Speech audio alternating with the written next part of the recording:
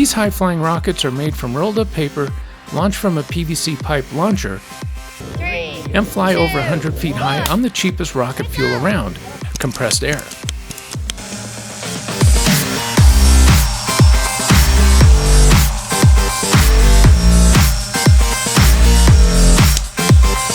Fingers like this. Try that. That? Yeah. 4, 3, 2, 1.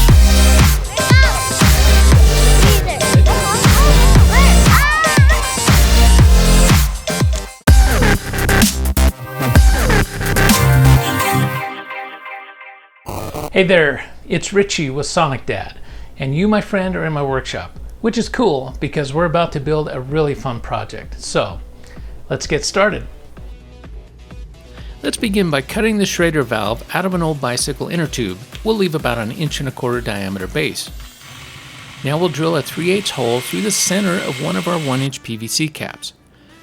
We'll use a large bead of high-temp hot glue around the valve stem, then insert it through the hole and push the base in from inside the cap.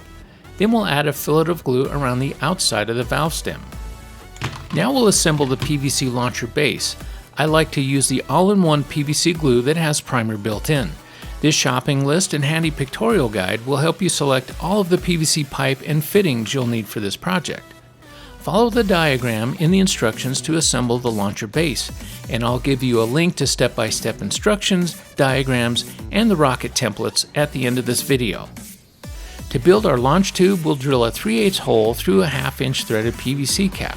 Then cut a 9.5-inch long piece of 3/8 PEX waterline. Double check to be sure it's straight. It's easy to bend it straight if you need to. We'll need a nice lead-in on the end of our launch tube for our rockets, so we'll use a piece of sandpaper to round the edge smooth. Now we'll insert the tube through the cap and apply hot glue around the tube about 1/4 inch from the end. Now we'll pull the tube down inside the cap, being careful to keep the glue off the threads. Hold the assembly vertical while the glue cools. Double check to be sure the cap is straight with the tube. And now with the launcher built, it's time to paint.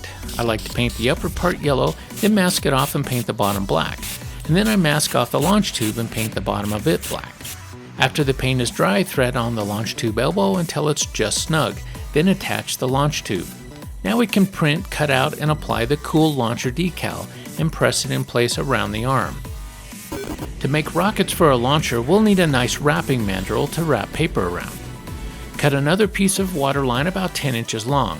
Make sure it's nice and straight, then apply a 3/4 inch wide piece of clear tape down the length. Then we'll wrap it around the tube and trim both ends. The strip of tape will make the mandrel a bit larger in diameter than the launch tube, so the rockets will slide on freely. Pick one of the 4 rocket designs and print the template on regular printer paper. I like to use a sharp X-Acto knife and a metal ruler to cut the rocket body graphic out on each cut line. To wrap the paper body tube, lay the graphic face down with the printing at the top like this. Line up the mandrel even with the bottom edge, then start to roll the paper as tightly as possible. Check the alignment at each edge of the paper. If the mandrel was aligned, then the paper overlaps will be exactly on top of each other. If they're not, make small adjustments by twisting the paper on the mandrel until the edges are lined up like this. Then roll a few more turns and check it again. When the alignment looks good, then unroll the paper to one wrap, then hold the paper tightly around the mandrel to keep the alignment.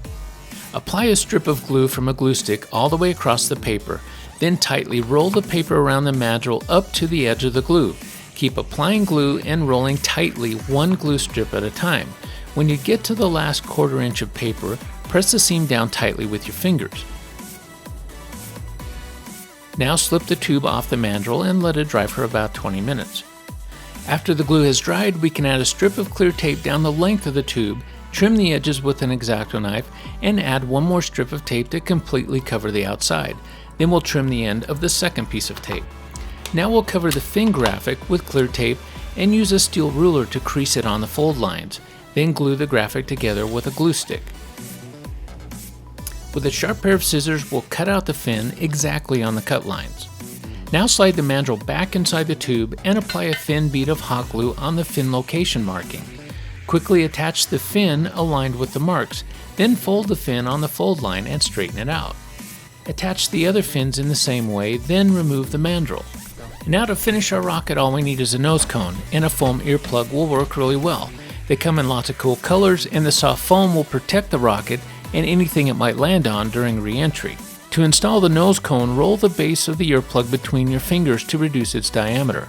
Then hold the base tightly in your fingers while you apply glue inside the tube. Put in enough glue to form an airtight cap in the end of the tube when the glue cools.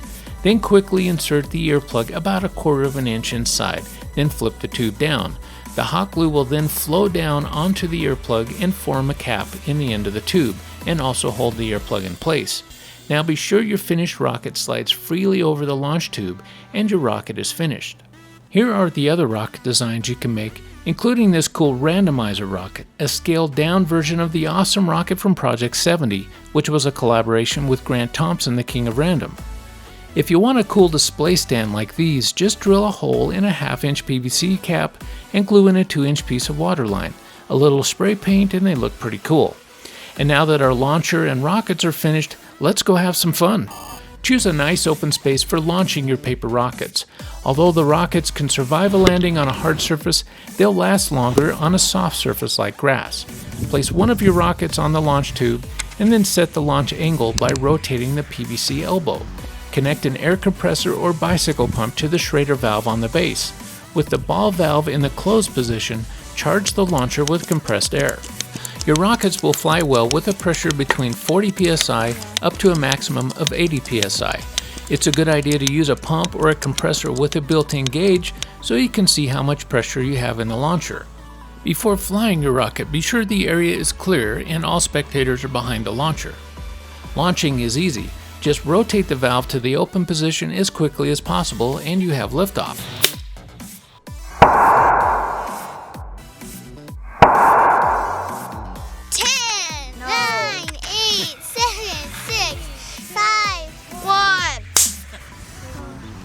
3, 2, 1. Nice. It's gonna hit a bird! Right there. It landed. 2, 1. Where it goes? I don't see it. Go. 1.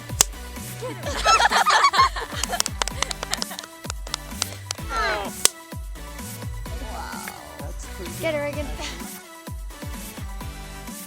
You can download the step-by-step instructions that include diagrams and templates by clicking on this link. And if you like this project, please subscribe to our channel and check out our other projects. Thanks for watching, and we'll see you next time for the next Sonic project. No! It hit my leg. I missed it. 4, 3, 2, 1.